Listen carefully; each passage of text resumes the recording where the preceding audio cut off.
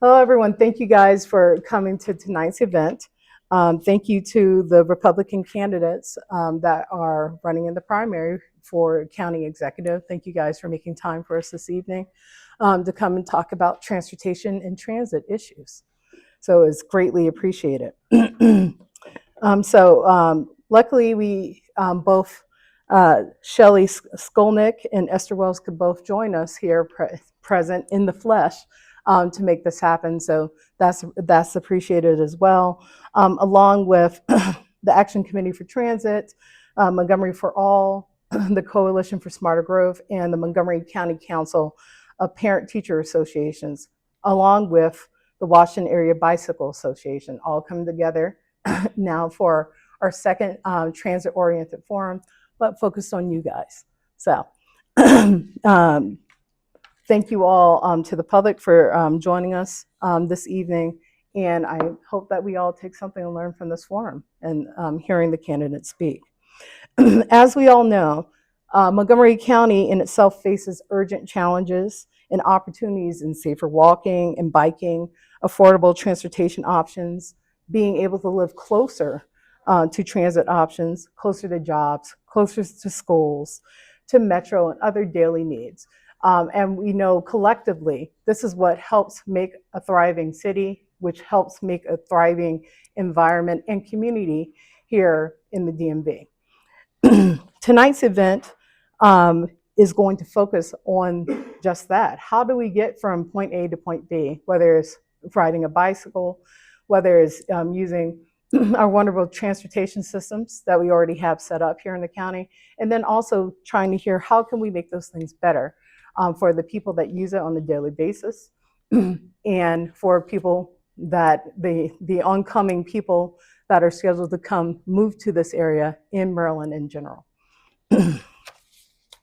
So first, I'd like to start with hearing from each of the candidates. And so we're going to begin with you, Esther, and I will give you, you have your 3 minutes or so, and I'll let you go. Yes. So hello, everyone. Thank you so much for coming out this evening. Again, my name is Esther Wells, and I am running to be your next county executive. Please check out my website, voteforesther.com. So a little bit about me. I am an immigrant. My family moved here to the United States over 30 years ago to live the American dream. I'm a single mom of 2 boys, an 8-year-old and a 13-year-old who has autism spectrum disorder and ADHD. Currently, I live in Up County. I am a certified public accountant in Maryland for over 15 years with a master's in taxation, and I lead the state indirect tax department for a multi-billion-dollar enterprise of companies based out of Washington, D.C., with a proven track record of monetizing multi-million-dollar savings opportunities. I'm running for county executive because it has become too unaffordable to live here. As a middle-class resident, as a homeowner, I have seen that cost of living is just too high. And as a CPA with professional skills, I wanted to lend my gifts and talents to the community and run for this office to focus on affordability and accountability. And so what I will do as the next county executive is to look at our tax system. Right now, our property taxes are skyrocketing naturally because of the assessment valuation. I would look to cap the annual assessment increases by 50% to really be comparable to the region, which is around 5%, not 10% cap each year. I will also look to reverse the recent 4.7% property tax rate increase that occurred 2 years ago because we saw that the funds went all into our savings account, which they said initially it would go to our schools, and that's not what happened. And then I would look to reduce our fuel energy tax. We know our utility bills are also skyrocketing, and Montgomery County is unique in that it has fuel energy taxes that range for commercial customers up to 17-18%. And so if we want to be business friendly, if we want to grow our economy, we want to grow the private sector, there's so much we can do by just looking at our tax structure. Currently, Maryland as a whole, it ranks 3rd in the nation in terms of taxes. And so there's so much to be done there from a tax standpoint. Also, I will do a forensic audit of our $8 billion budget because I've already identified that there's waste and mismanagement and misuse of our funds that I believe that can be looked at before we even come to you for another dollar of taxes. Also, my priorities in terms of transportation would be to ensure that we have improved transportation for bikers and for walkers and for our children. As I mentioned, I have 2 kids that attend MCPTA GPS. And for kids that are in that walking zone for our schools, we need to ensure that we have sidewalks that are safe for them to travel, whether it's through inclement weather, when it's snow removal, or it's through construction that we may be having. And so there's so much that can be done that I look forward to our conversation this evening and just helping you understand my platform and how I'm able to really deliver for you as your next county executive. Thank you. Thank you, Esther. Now, Shelley Skolnick, Right, please. thank you. Transportation is really important to me. Like, for example, today, I was in 6 counties driving that wasn't metro, and the traffic is bad all over. Okay, it's not just here in Montgomery County. But what concerns me is that the state of Maryland, the counties have invested billions of dollars in metro, in the ICC, in the Woodrow Wilson Bridge, and now in the Purple Line. And you look at some of the highways like I-270, how many lanes they've added over the years, and it's still a traffic congestion. In the past, like 4 years ago, I offered what I call some creative solutions, and we'll get into them tonight. But we have to do better. I mean, we just can't spend so much money and still have the traffic congestion that we have. I think we're first or second the most congested area in the country. It affects not only the health of people, the stress of driving, but there's the economic challenge, with like the price of gasoline now, and when you have to just be in like parking lots on the highways. Now I live 3 blocks from a metro station, the Red Line, and I have taken metro to Reagan National Airport. And that's really nice. It's easy, convenient, and with my senior card, it only costs like $2. I mean, there are opportunities here to save money, save time, reduce stress. But you look at the current situation, and we haven't gotten there. I strongly believe that there are some solutions that we have not tried that I'll discuss tonight, since there's only Esther and myself, so we have a lot of time. Normally our forums are 7 people, and when you have 7 candidates, it's difficult really to discuss in depth some of the problems and solutions. I look forward to those discussions tonight. Thank you both. Okay, now we will move into our questions part of the evening. And as I explained to each of you, you'll each have 2 minutes to respond. So no worries, I have the timer on, I'll let you know. So Shelley, we'll start with you since Esther got to start with the introductions. Okay. So the first question is, what would you say is the county's #1 transportation priority? And how would you advance that priority? Okay. And let me know if you need me to repeat it. No. Okay.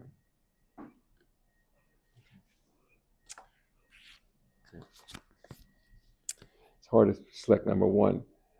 I guess I'll go to Metro. We've invested billions of dollars in Metro. We have a variety of red Metro stations. But for commuters, if you're coming, say, from Frederick or some other part of the state, taking a commuter bus, you'd have to wait at the station at night on your way home. It could be extremely bad weather.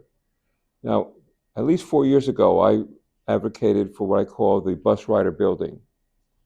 And what I would do is construct, with Metro and with the county funds, a bus rider building at each Metro stop. A bus rider building is basically like a Dunkin' Donuts or a Starbucks, but expanded to have seating for 200 people. So if you're trying to get commuters to work and come to Montgomery County each day, they can come by bus to, say, Shady Grove, get on the Metro, go to work, come back at night or in the afternoon, and they would wait inside this bus rider building. It's safe from the elements. You can relax, you'd have food, you have restrooms, air conditioning, heating, Wi-Fi.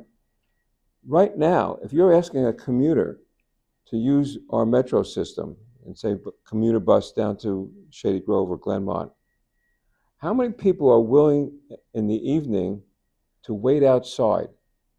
It just seems to me it's so impractical. And I know personally I wouldn't do it.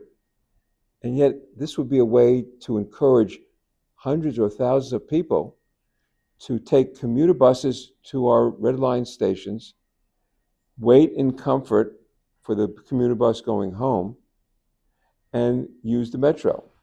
You have 30 seconds. Okay. Anyway, I would like that. I'd like to increase the usage of metro by commuters. Thank you.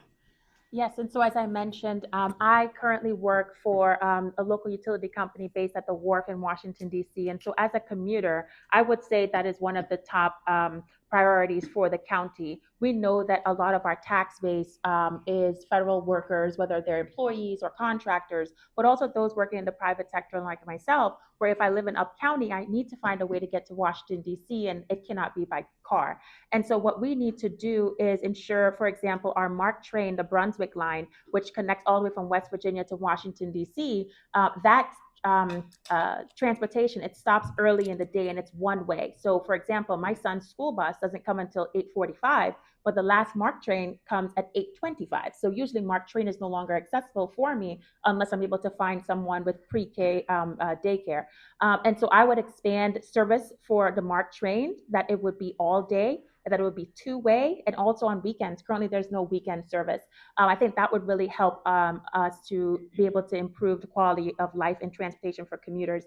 Also, the red line, it ends at Shady Grove. Again, Up County doesn't have any services, and so when I miss the MARC train, I then have to transfer to Shady Grove to get the metro. And so again, we need to work to expand red line up to 355 into Germantown and Boyd's, and further up to Poolsville, to again provide alternatives for commuters. And then I would also recommend that we look to expand 270 to see if there is a play there to again widen the roads. As we know, as has become unaffordable to live in Montgomery County, a lot of residents have been constructively foreclosed on or have been evicted and moved to Frederick, moved to Hagerstown, and still continue to work here. And so we need to provide, again, as Mr. Skolnick mentioned, a path for commuters to come to work. To have that efficient way to get to their work, to their jobs, to their churches, to their daycare, to their groceries, and back home to their families. And also, as part of the commuting process, we have sidewalks, right? So as we wait for these buses to come to us, we need to ensure that our sidewalks are wider, that they are not broken or disrepair or missing or non-compliant with ADA needs.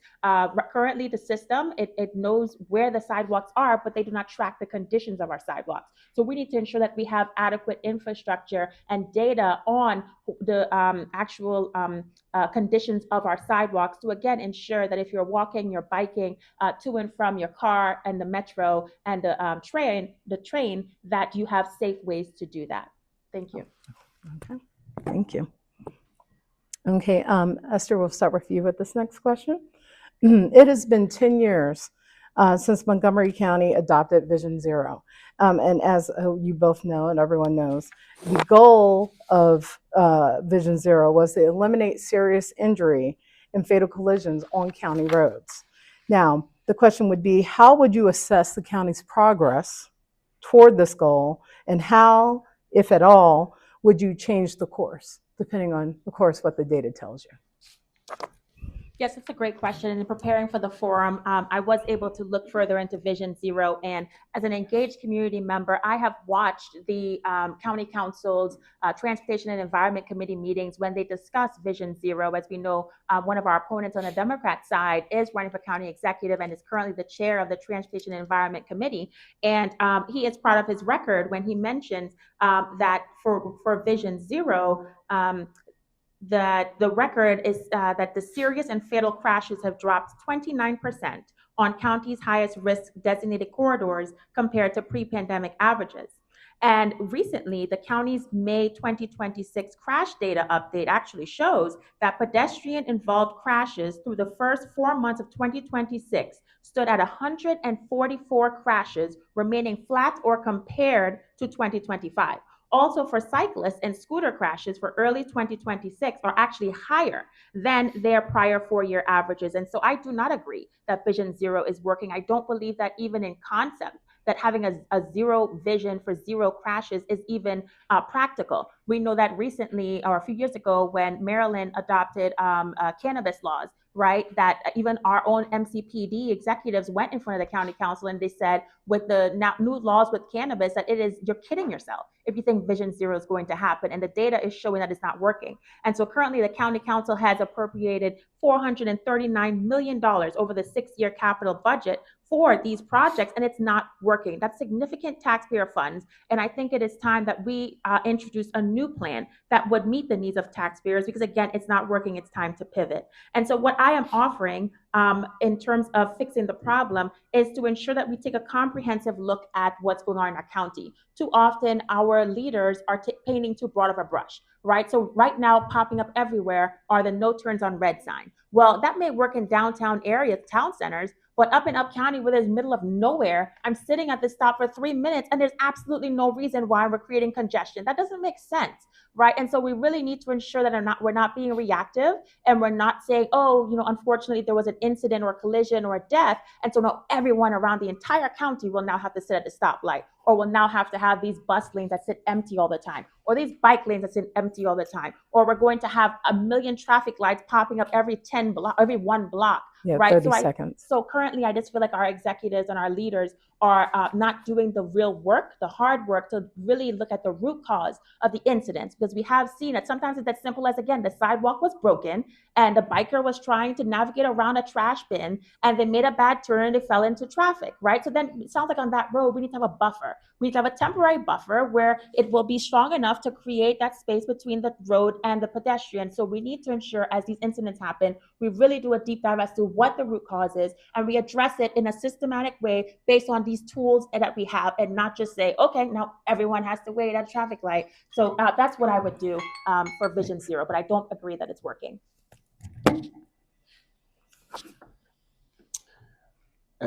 At least one prior forum, one of the incumbent council members mentioned about over, I guess, last year, 600 injuries and maybe 24 fatalities.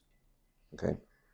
And so I said to the candidate, have you done an analysis of every one of those injuries and fatalities? And he said they had not. Well, if I'm county executive, if I was on the county council, I would ask the police department, assuming they're the right department, to do an analysis and provide it to the council and the county executive on what was the cause of each of those accidents.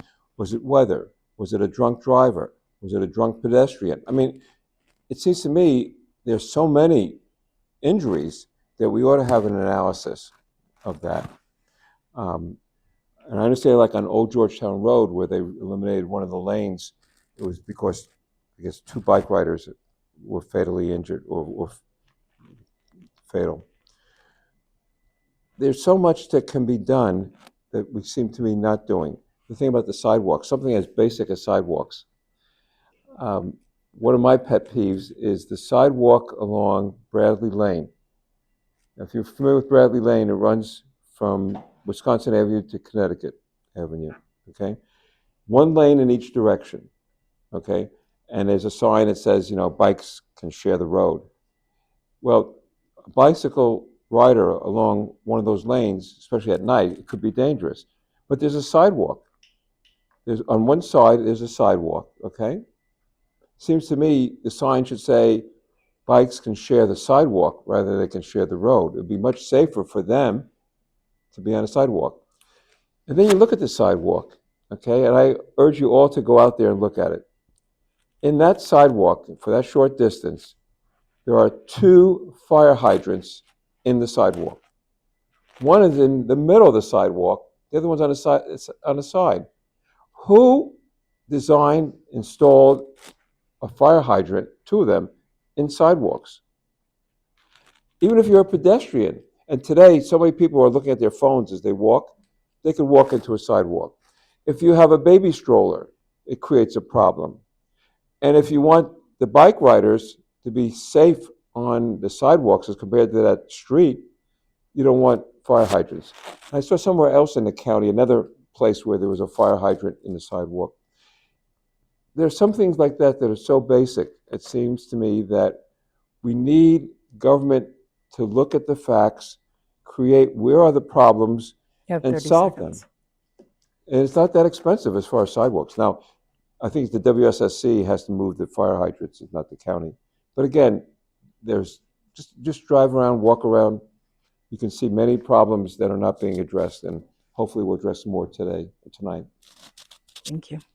All right, Shelley, this next one starts with you. Staying on the theme of sidewalks. As we know, it's some of us that live in the county and see the need for sidewalks to be on the street.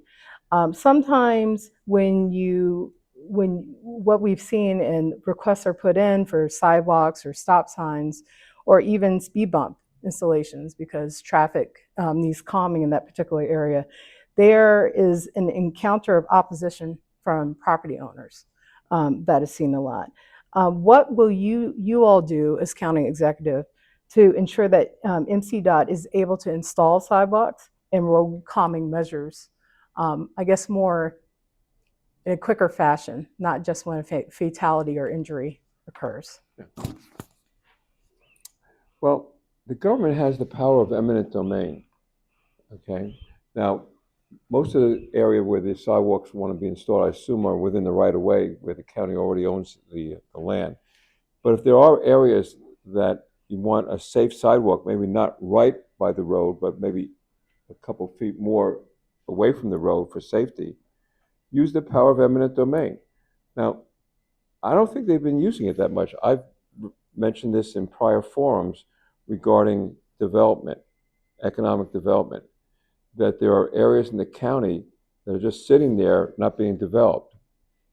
And I've mentioned that there's a Supreme Court case that it was with the city of New Haven, Connecticut, which allows governments to use eminent domain to acquire property and then turn that property over for private development. Here, we're not talking about private development, we're talking about cases where you could use eminent domain to acquire land for sidewalks. And again, you would be able to get private land under eminent domain that's a little bit further away from the street and hopefully would be safer having the sidewalk located there. Okay. Thank you. Yes, it's a great question. And ultimately, the purpose of government is for public safety, transportation, and education. And this would fall under public safety. And so I do think it's important that we keep the public safety in mind in terms of sidewalks. So, for example, within school zones, walking school zones, where we know some children do not have a school bus, but they're walkers, we need to ensure that sidewalks exist. I do think it's appropriate to, always have community input. But if there is resistance and hesitation from neighbors within that walking path of our schools, I do think it's important from public safety standpoint for us to say the sidewalk will be built because children need to have a walkable path that is safe for them to access their school and access their education. Also, I think in terms of speed bumps, those are important, right? So if there are reckless drivers that are driving through neighborhoods, I know with my son, he has special needs, and they play in our cul-de-sac and they play in the road. And sometimes you do see drivers just zooming by. And so we need to ensure that we have safe neighborhoods, safe communities. And so, at first we could try the speed bumps, but if there's opposition, then we would look to using our MCPD and having improved and staffed public safety officers, patrol officers that are going to address the reckless drivers. Also, we would look to for emergency vehicles, I think is one of the things I saw online as well that we would have to deal with the speed bumps, that it would slow down emergency responses. So really balancing the needs and for the infrastructure to ensure that we do not prohibit emergency vehicles for quickly reaching our community members.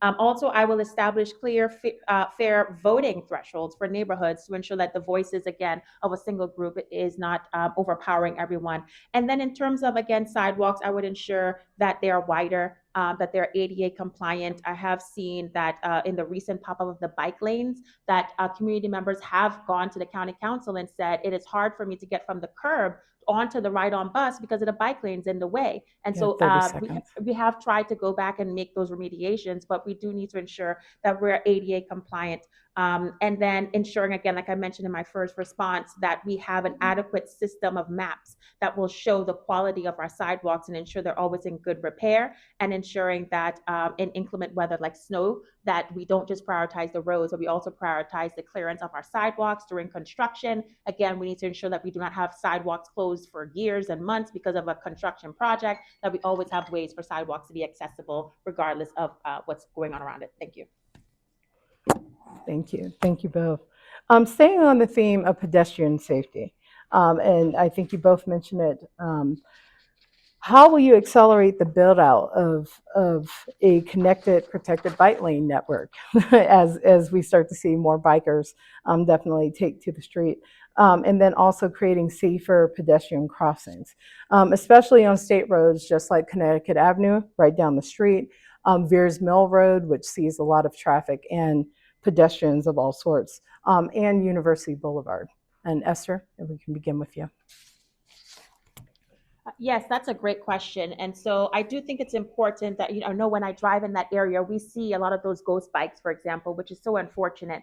And we do know that just the way the road is designed, it is not safe for pedestrians. And so some things that are low hanging fruit would be to look at the timing of the crosswalk. It's such a big intersection. Can a senior citizen, which we know Montgomery County is the fastest growing population for senior citizens, can they cross the street without having to run? Or, as Shelley has mentioned, with a mom with a stroller or a toddler, can they cross the road timely before the light goes out? And so I think basic stuff like that we can look at. And then also looking to, with our infrastructure, to say, for pedestrians on the roads, we don't want to wait until there's a major construction of our CIP projects to then do something. We can say whenever we have a utility project, right? So if whoever's going to dig up the ground for whatever reason, whether it's to bury their transmission lines in the ground for the utility company or the Verizon or the Comcast or the Pepcos of the world, we can require as part of that permitting to say, we will require you to also build out that bike lane or that sidewalk that is also part of the master plan while you're there, so that, again, we're not always inconveniencing commuters or residents in the area for multiple times we're digging the road and we're going to close it back up, or we're going to dig up the road and close it back up. So I think just having synergies like that and having that partnership with all users of the roads to say, whenever you dig up the road the first time, it's going to be dug up once.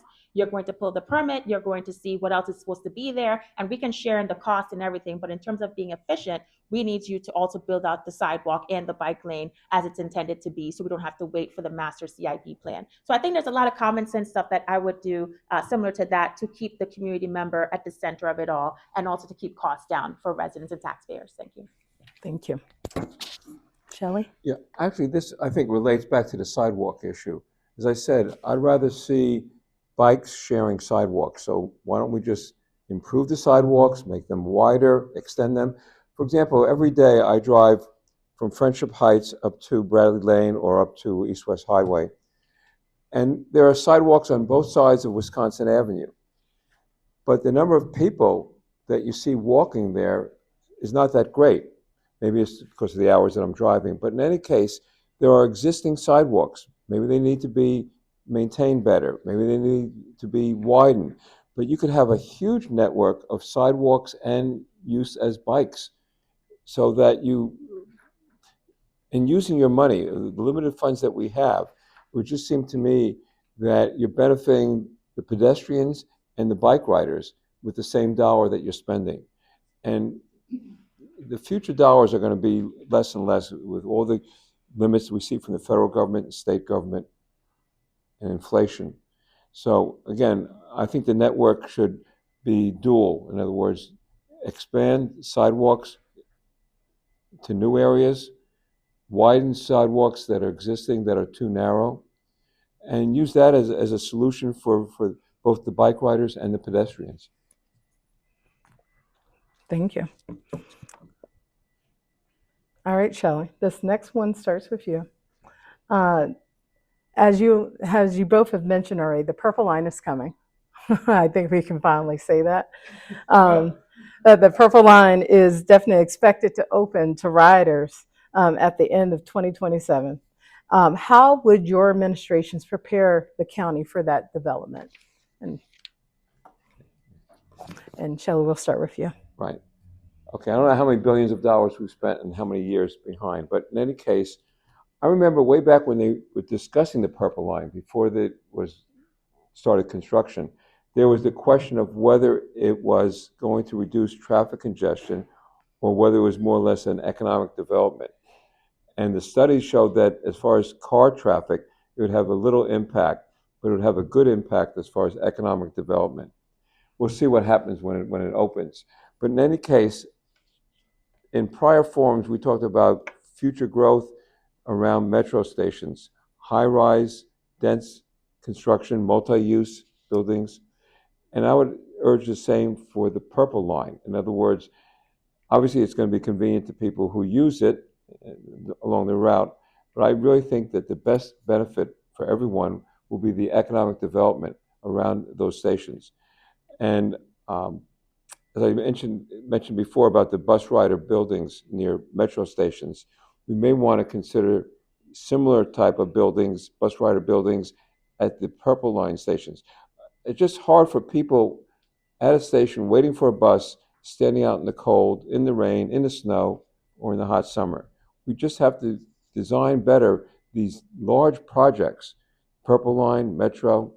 We can just do so much better for the safety and convenience of the patrons who use those facilities, as well as the economic benefits that should surely come to neighborhoods by each of those Purple Line stations.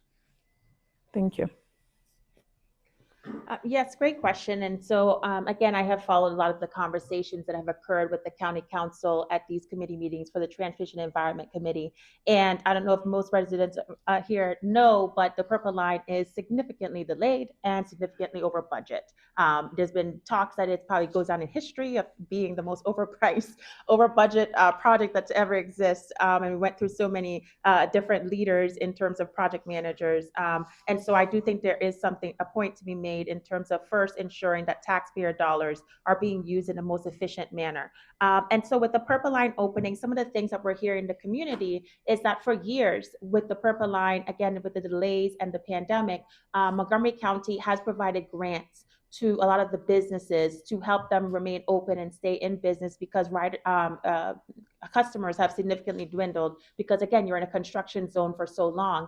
And I think now the concern is not that construction is over and now it is a hot, spot to be. People may feel like they will be evicted because rents or leases are going to skyrocket, and now their customers haven't come back, but now their costs and overhead is going to go up. And so I think it would be incumbent on us, and definitely as next county executive, to ensure that we continue to be there for these businesses to help them revitalize. Work with MCDUC to say, how can you help these businesses that have hung in there for all these years to return to those pre-pandemic, pre-Purple Line construction levels before we just walk away and leave them to be closed down because now everyone's willing to pay to be here now that the project is done and the customers can come back.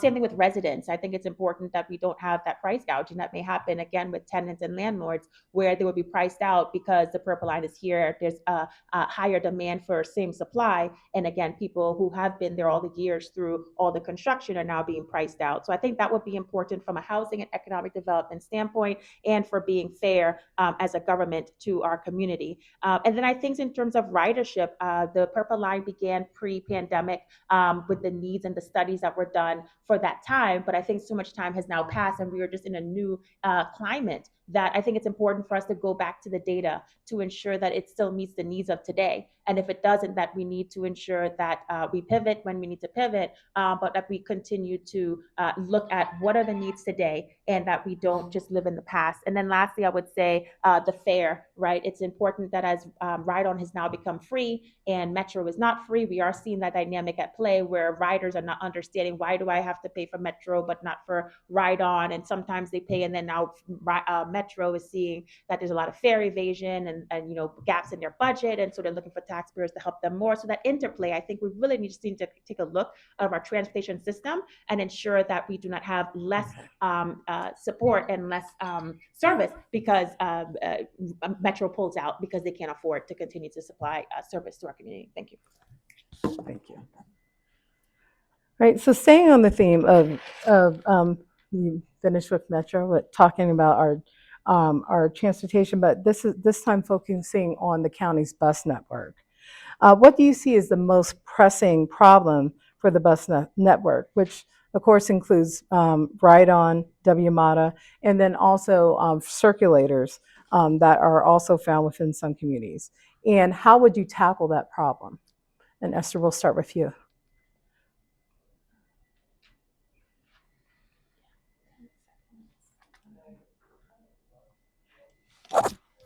Yeah, this is a great question. And actually, just today, I was speaking with some bus operators about the challenges that they're experiencing as they continue to provide that public service to our community. And what I would say is first, I would look at public safety.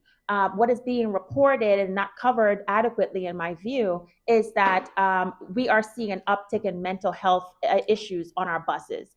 Now that buses are free, we are seeing with the rise in homelessness, for example, and the rise in mental health issues that members are coming onto the bus and they're creating unsanitary conditions, or they are creating a hostile situations for residents and riders and for our bus operators who that is their workplace, right? So they're having all day to work in a workplace that is not as sanitary, that is not conducive to their public safety needs. And so I would take a look at that and really give the voice to the bus operators to say, is the current environment that we have you working in meeting your needs first and foremost for public safety? And then I will also look to the connectivity, like I ended my last answer to say, as residents transition from Ride-On to WMATA to Metro, what more can be done to ensure that it is abundantly clear that yes, Ride-On is free, but WMATA is not.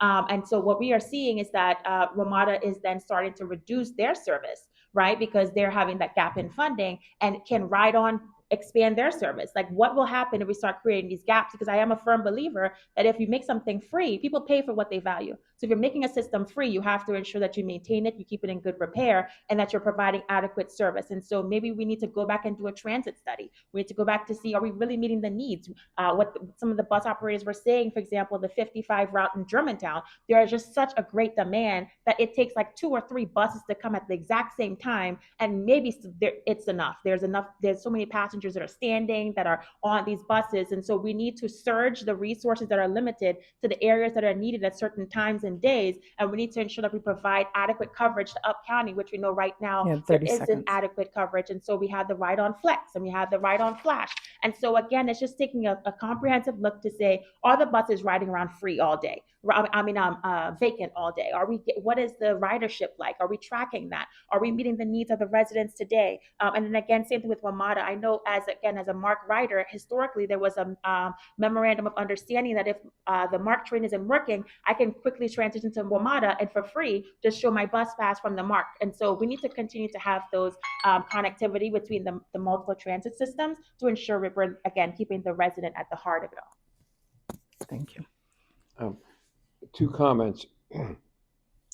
One is the size of the buses that we have.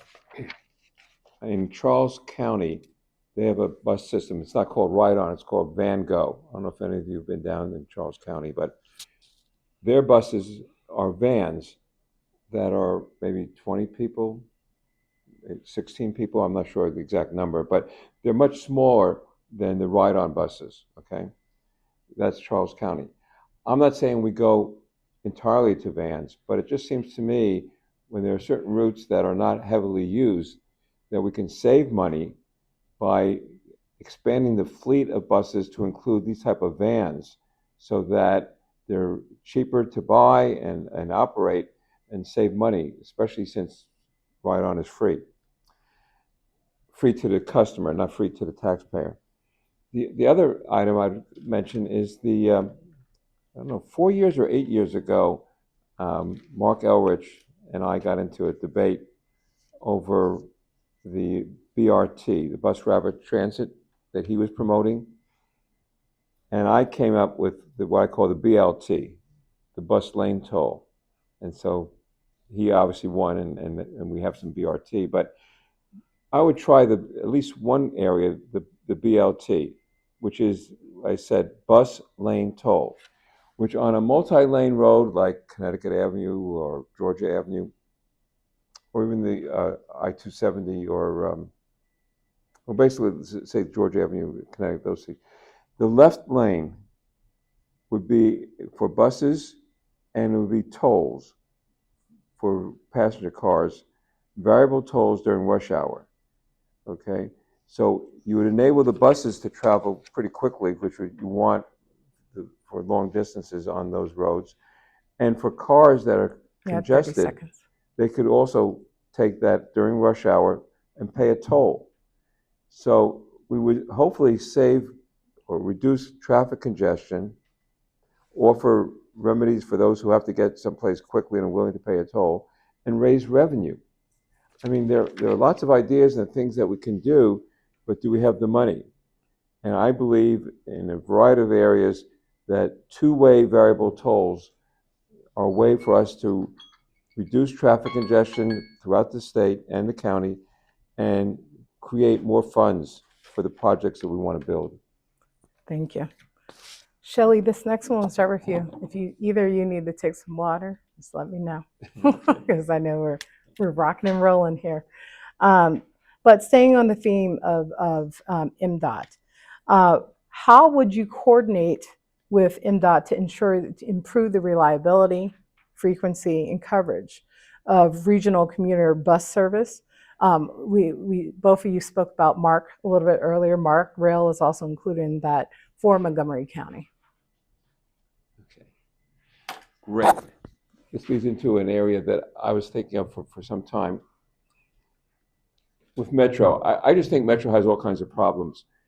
And what I'd like to do is have Metro be Metro Rail only. No Metro bus. The Metro buses would be by the counties in the city of Washington, D.C. All of us already have buses. Prince George's has, we have. I mean, so the counties in the city already have the ability to operate buses. Metro has so many problems and so many challenges. Let them run the rail system, Metro Rail, okay? So I would have the Metro buses be part of and we get funding, which we're already funding. There'd be less funds going to Metro, obviously, since they're not running the buses.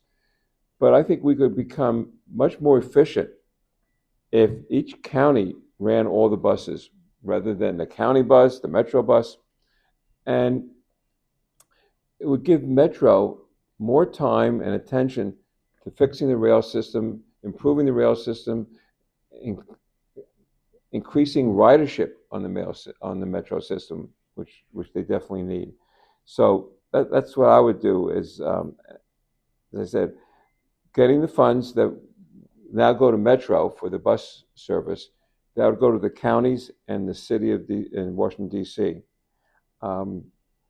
So I really believe that we need to make Metro more efficient, make the county bus system, including Metro buses, much more efficient. Thank you.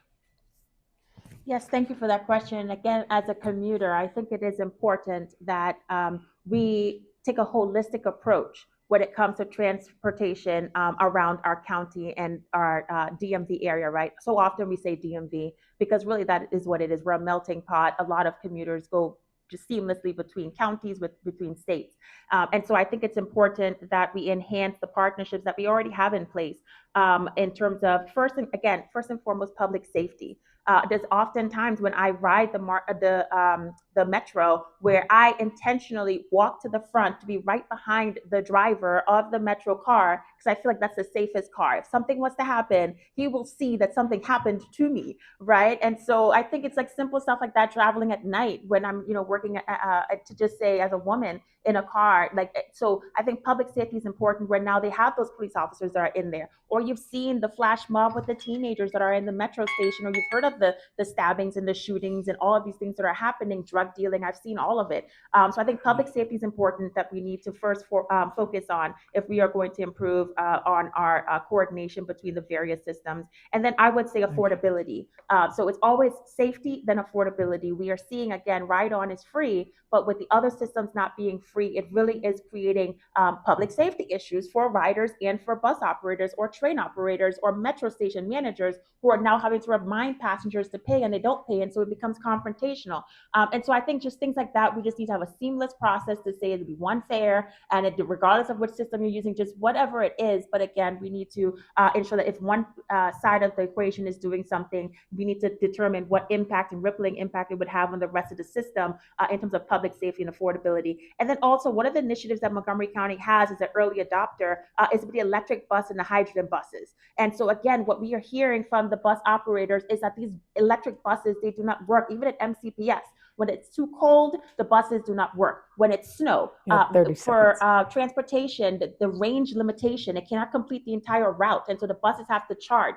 And so sometimes there is a delay. And so I think we need to really get back to meeting the needs of customers and using the diesel buses, which were able to do the job at a cheaper price, and wait for the technology to improve. And then again, having a memorandum of understanding amongst the various organizations to allow for emergency and unplanned needs of riders to be able to use either system that's first available. And then again, looking to have maybe one fare, just make it streamlined and less complicated for riders to enjoy their community. Thank you. Thank you. Okay, Esther, I think this next one is for you to start. Staying on the theme with NCDOT, as we all know, as we look past the county, looking at the state and budgets, we're all in a time of fiscal uncertainty when it comes to that.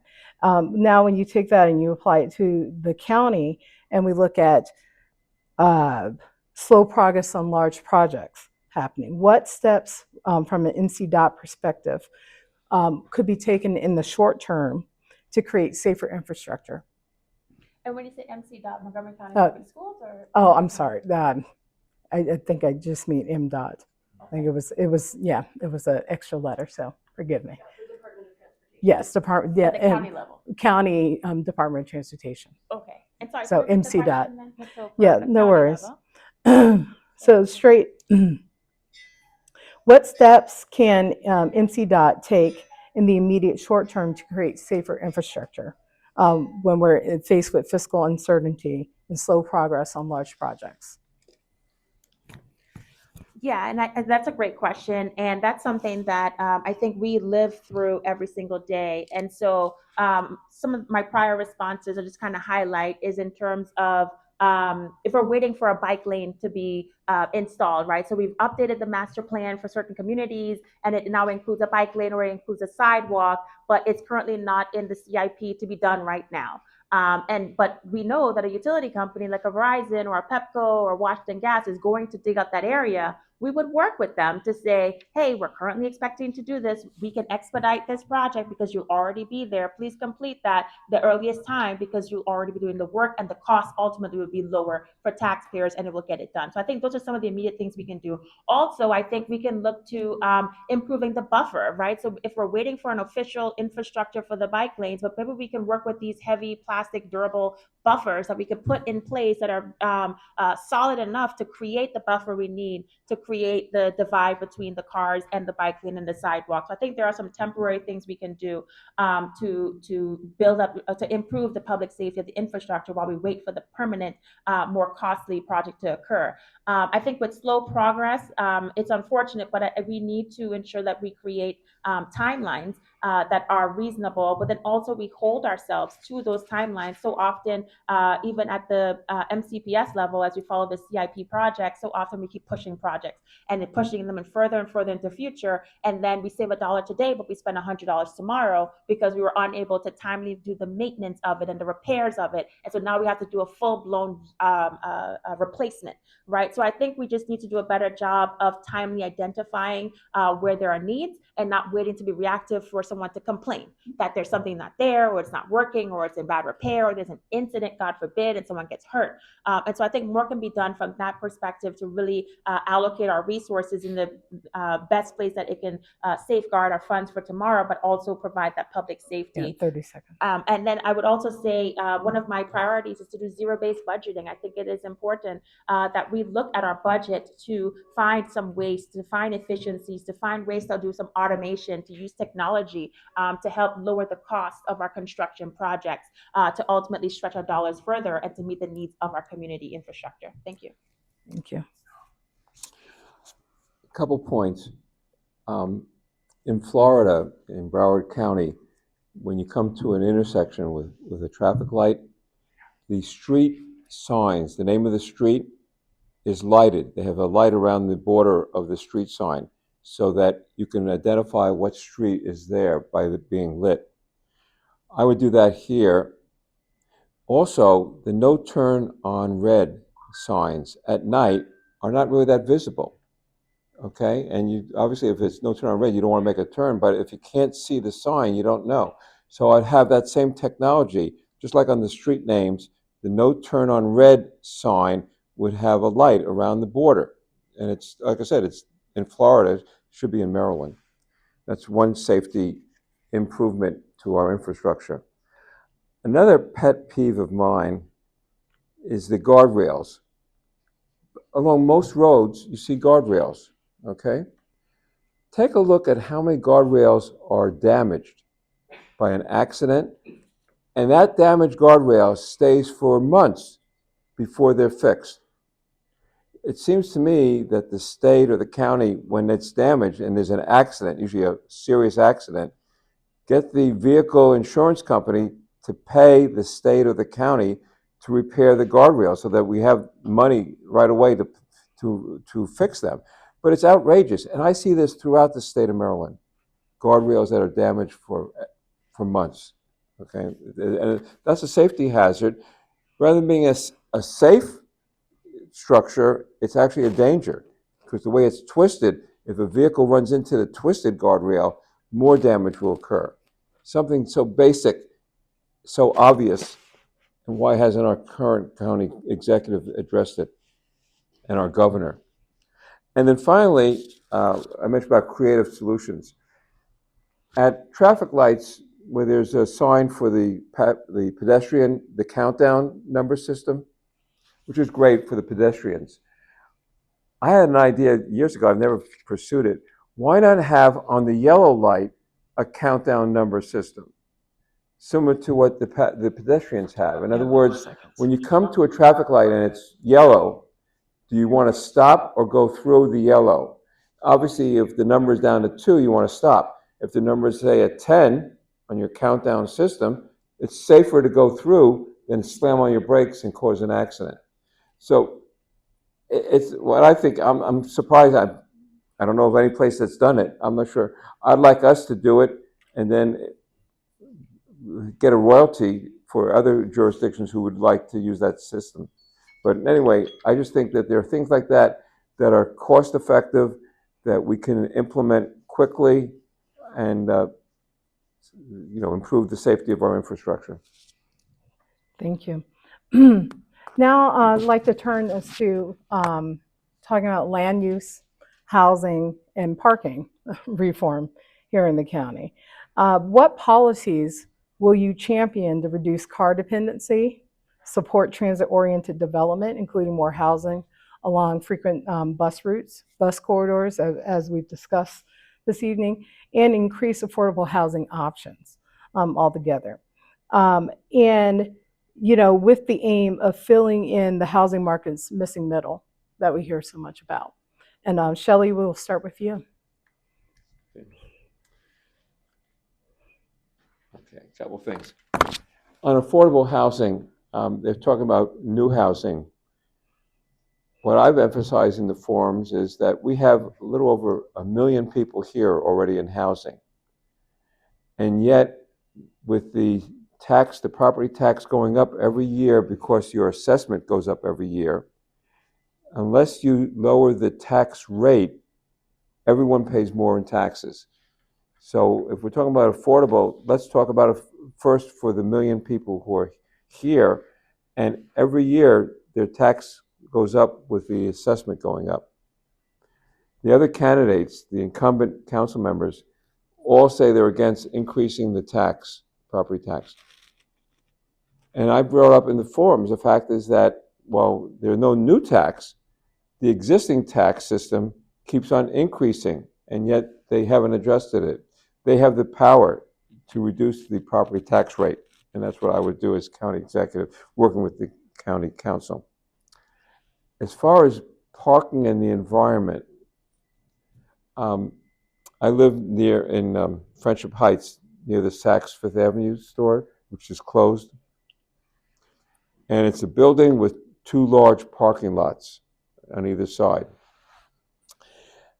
What I'm thinking of, and I was going to talk to the Friendship Heights town village, that we use eminent domain to acquire one of those parking lots, okay? The one closer to Bethesda. It's a large parking lot. Convert it into a park and an underground parking garage. We need more parking in that part of the county. You could do both. You could have the underground parking garage, and obviously get revenue from that, and a park, so that as far as like rainwater would seep into the park area, not runoff like we have with all the street level parking. And we also have Geico.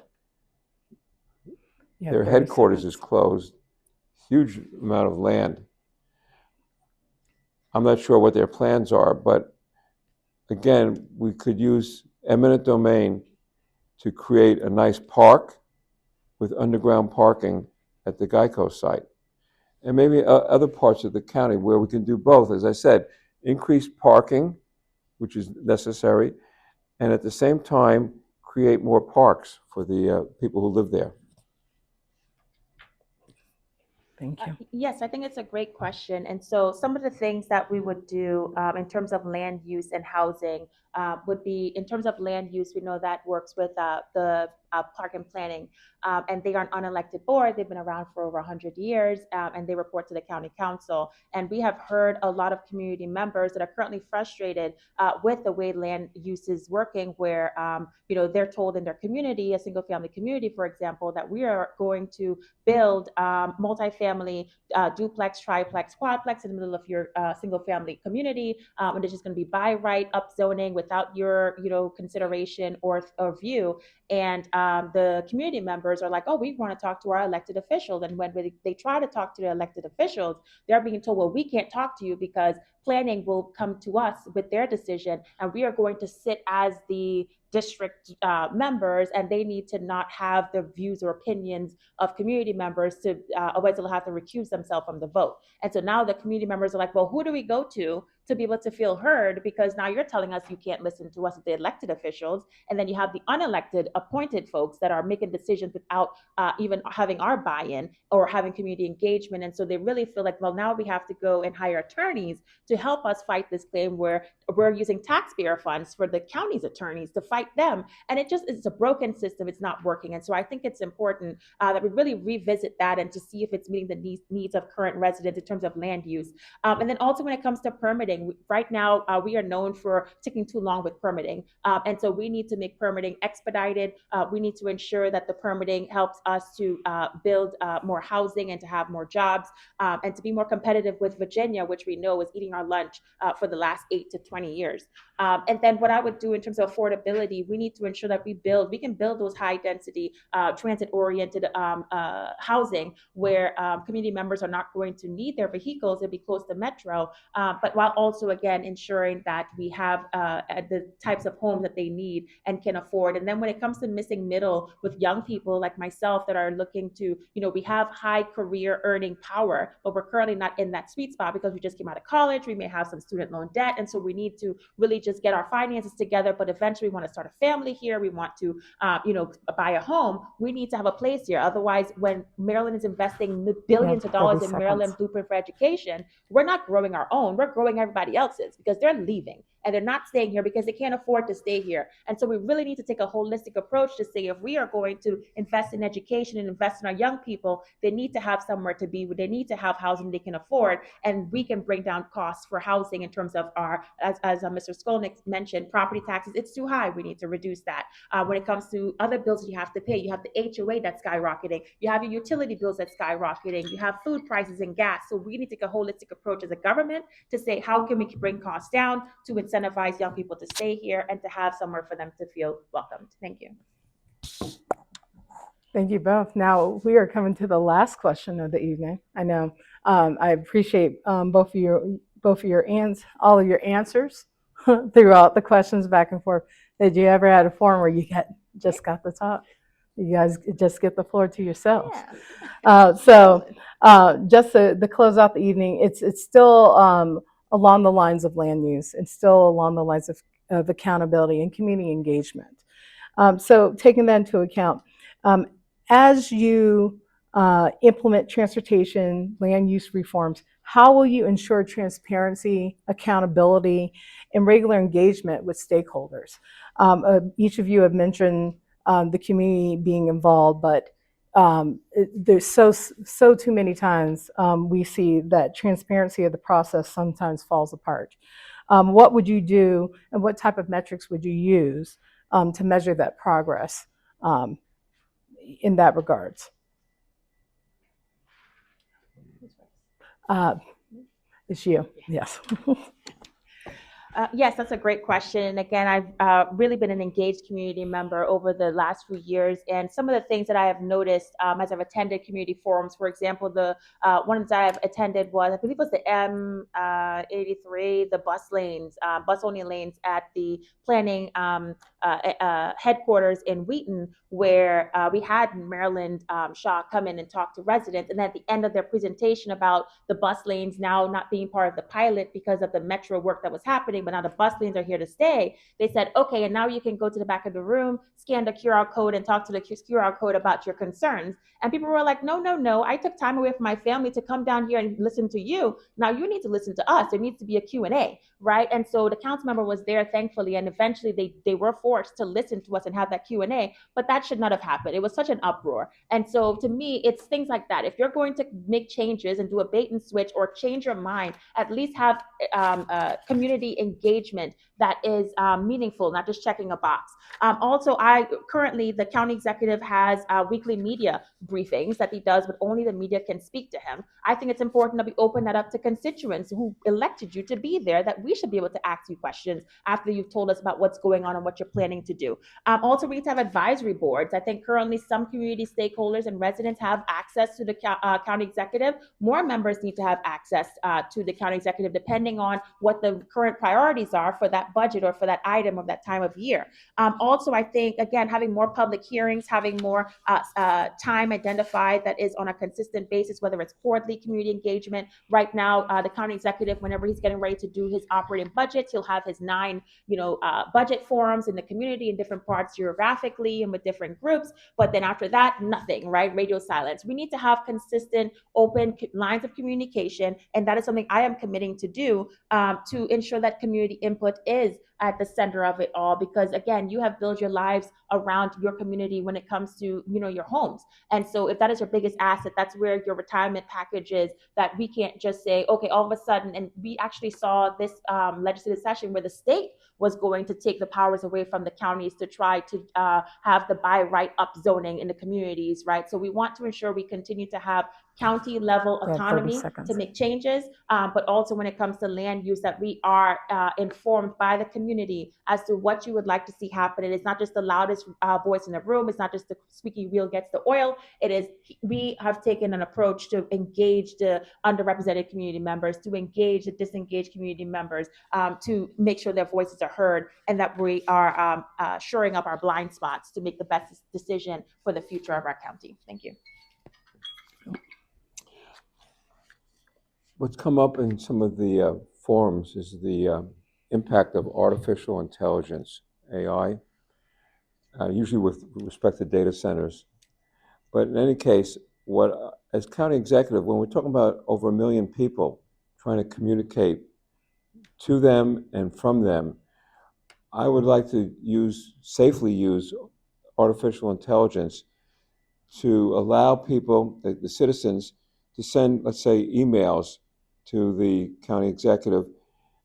And if you get thousands of them, obviously, county executive can't read all of them. But use AI safely to thoroughly analyze all of these emails that are coming in with suggestions, comments, concerns, and then have that go to the county executive and perhaps the county council so that they could see what the public wants and is concerned about. Again, we're the largest county in Maryland with over 1 million people. I think somewhere it was 1.1 million.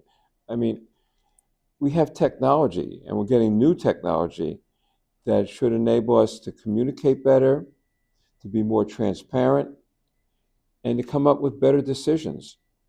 I mean, AI is being used throughout business and governments. We have to be careful again because there are some dangers with AI. But it seems to me analyzing input, thousands of emails or tens of thousands of emails from the voters, from the residents on what they want, what they need, what they're concerned about, seems to me is a way that we can do it efficiently and with a reasonable cost. We'd still have, public forums, public meetings, but again, we're talking about communication with over 1 million people. And as I said, that I would push for is the safe use of AI. Okay, thank you. So now I'd like you guys to both have a chance to have a closing statement. Each have 2 minutes for that, and then we'll look to see if there's any questions from out there, from our audience. And thank you in advance. So I think, Esther, you kicked us off this evening. Shelley, if you would. Yeah. A couple of my beliefs. When I think of government, I like to say it should be tax fairly, spend wisely, and strong oversight. Okay, and that's how I would govern. Again, tax fairly, spend wisely, strong oversight. Another motto of mine has been upset the setup. This was from years ago. In other words, challenge the status quo. Okay, be willing to challenge the status quo, upset the setup. Another motto of mine was campaign, don't complain. In other words, be active. Don't just criticize and be negative, but come up with something. And it's not only for politics, it's for life in general on that. Another one is, if it's not broken, don't fix it, improve it. We should constantly be trying to improve county government. It seems to me that's something that's very basic. And another one that what I call, there's a fly here. The 3 C's: curious, creative, and courage. He's just Anyway, he's just persistent. Again, this is crazy. I don't know what. Okay. Okay. Let's come up with creative. Be curious when you see things. Try and come up with a creative solution, and have the courage to pursue that. And that's what I think we need in our county government is creative solutions that are affordable and effective. And okay, I give up. Anyway, It's all good. that's my philosophy. Here, Esther. Thank you, Shelley. Thank you so much to everyone for coming out this evening. Again, my name is Esther Wells, and I'm running to be your next county executive. Please check out my website at voteforesther.com, or you can reach out to me at voteforesther@gmail.com. Again, my platform is affordability and accountability. And so when it comes to affordability, I am running to lower your taxes, to make it cheaper to live here, to ensure that you're able to age in place, that your children are able to graduate from college, or ensure that they get an education system that meets the needs of the families. And so right now, Montgomery County is in a financial crisis.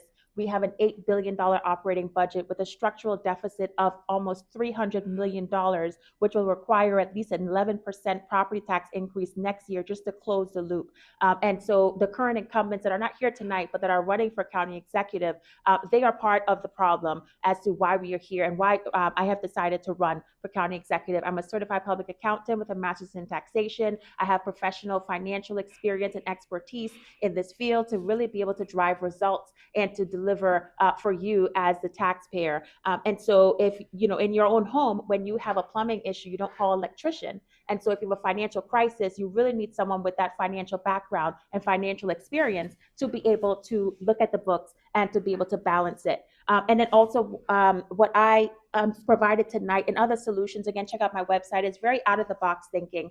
I believe that a lot of the incumbents have not been able to do the hard work in terms of fixing the sustainable solution. They've just been able to do the incremental increase or just be able to do the quick fixes. And so what I am proposing to you is fresh ideas, fresh perspectives to really do the hard work to deliver results for you, to have more of an efficient government, to cut costs, cut spending. I will ensure that I turn over every stone before I come to you for another penny, because you deserve to have affordability. You have to live within your means, and our government needs to also live within its means. And so we need to have smarter growth. We need to grow our tax base. We need to ensure that we have government accountability. And so again, we will have a forensic audit to ensure that we look at every dollar and that we do zero-based budgeting to keep costs down, to ensure that these positions that we have are meeting the needs of today. And so we're here for transportation. And what I'm offering is a transportation system and mapping system that is digital, that is not just on the surface level, which we have, but also looks at underground, where we have our pipelines infrastructure. So often we see that we are doing construction for new developments for housing,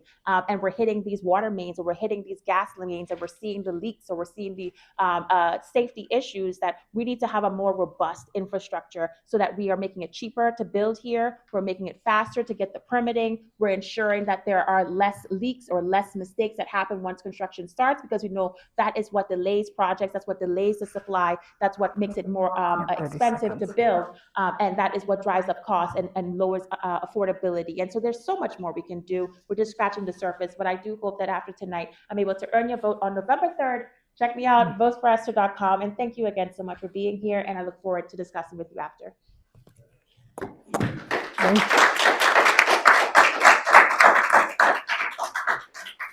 Thank you both. Are there, I think we have time for one question, maybe? Yes, ma'am. Sure. Here you go. The fly is It's having a okay. field The day. fly has a question. That's really what's going on. Yeah, thank you. I have been a county government employee since 1995, and guess what? I'm still working as outdoor job, sidewalks. I'm a school crossing guard. There are trade-offs. I used to live on Northfield Road. Yes, they had a lot of calming on Huntington Parkway. Guess what happened? Traffic went to parallel roads. So it went to Northfield Road. So we had an increase. So yes, sometimes things work, but there are trade-offs. Speaking of sidewalks, you can imagine, as a school crossing guard, I see a lot of nasty, stupid things happening on sidewalk.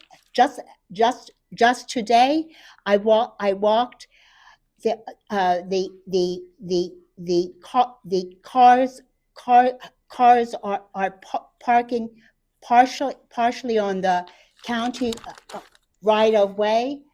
There are speaking of the ghost bicyclist. That was probably landscaping, trash containers on sidewalks. Today I passed just very close to the school, overgrown shrubs, which isn't too bad, but these were overgrown tree seedlings, and guess what? Poison ivy. I am the one you should, if you use the beltway pedestrian walkway. Guess who nags the county about cutting the poison ivy, the weeds, the tree seedlings? It's still bad. It's still bad, and it's really a part state responsibility, because that poison ivy starts on state ground. My question is I'm the most multimodal person you know. I worked as a ride-on bus driver for 15 years. I worked as a school bus driver. I learned to drive a bus at University of Maryland, as it was the best paying student job. Okay, and so I was a bus driver, a bicyclist, and that and and and and actually I worked here. I worked here as Bethesda Urban District Manager. My office was downstairs. So I've been dealing with every issue I can imagine, but the issue that brings me to the fore of this campaign is the total lack of interest in any of the government entities, Transportation Council, executive on the needs of the commuting government bicyclist. We get nothing. We get nothing. I have bicycled in dark, in snow, in water, getting salt. Iron loves oxygen. You know what that means? Rust. That's right. And it costs money to take care of bicycle. The federal government lets employers pay bicyclists $25 a month, tax free. What does the county do for us? Zilch. But it pays government employees who are willing to give up their car and leave it at a metro station and pay the parking. Those government employees get $280 a month in Smart Trip benefits. $280 every month for why isn't some of that money spent? I bicycled to my job at Glen Haven Elementary School, but not now because it's kaput. I have a bicycle flat, needs serious work. It needs a tune-up. A bicycle tune-up actually costs more than a car tune-up. It's time that the county gives money to regular county government employees. It gives $280 a month to county car drivers who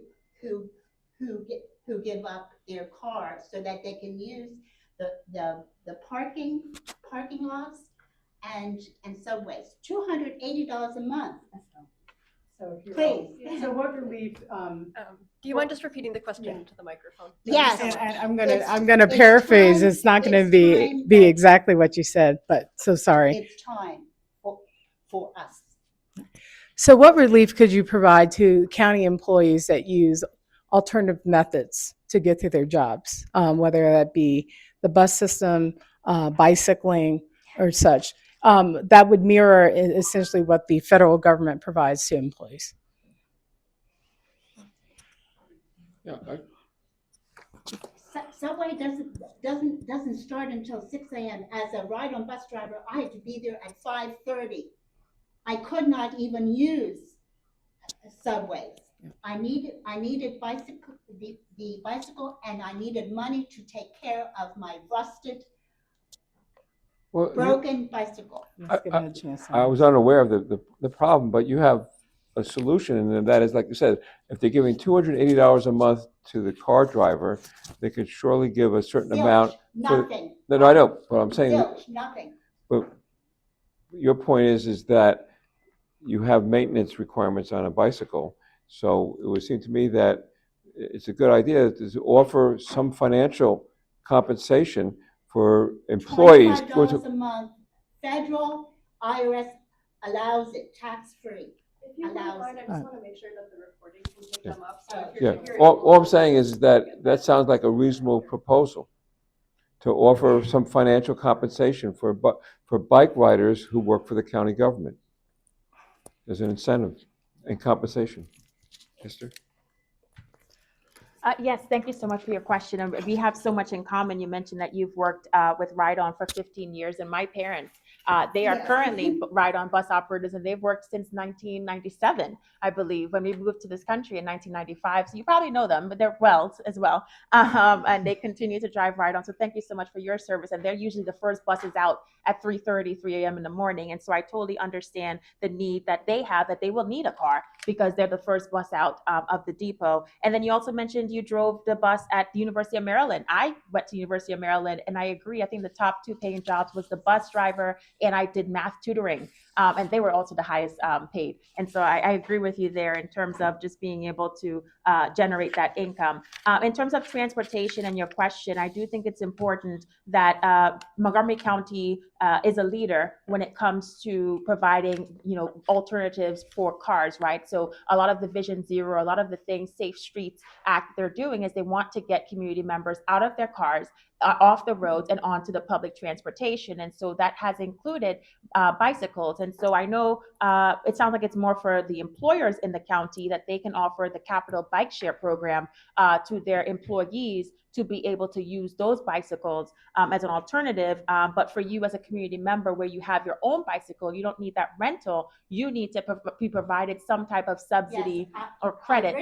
I've written to them recently, and they said it's not part of our plan. That's right. And It's so not part of our plan. right. And so I think it's great that you're vocal. I think it's great that you're able to inform your employer and the community of here are some of the things that you would like, because that's how we would know that there's an unmet need. And so for future leadership, we would look to see, well, what is the fiscal note to be able to offer this, right? So I know a lot of times with employers, you have FSA programs. What does it cover, and could it cover what you were asking for? And so I think it's great that you're vocal, and it is something that we can consider. And then also to your point of the bicycles, ensuring that you have a safe route to work and a safe route back to home. And so again, looking at the sidewalks, not just knowing where the sidewalks are, but ensuring that they're always in good repair, ensuring that there are any obstructions that are there, not waiting for complaints for people to then bring the attention so that we can ensure, again, you have safe, and then looking at the utilities. Right now we have utility poles. Some of them are obstructing a lot of our sidewalks, telling them you need to put it underground, right? It will limit interruption during storms, but it would also ensure that we have a clear path that's ADA compliant for sidewalks and for bike users. And then lastly, I would mention that ensuring all of our buses are equipped with the bike racks. I know with the Mark Train, they have certain cars where it is reserved for the bicycles. And so again, just ensuring that the multiple modes of transportation, that all of it can accommodate use of bicycles. Thank you both for answering that question. I'd like to thank the Bethesda Regional Service Center here for allowing us to host this forum. Thank you to both of the candidates. As we know that early voting starts on June 11th, runs through the 18th, with primary day being on June 23rd. Hope all of you all will be at the polls to participate. And thank you all again. Good luck with the rest of your campaign. Thank you for having me. Thank you.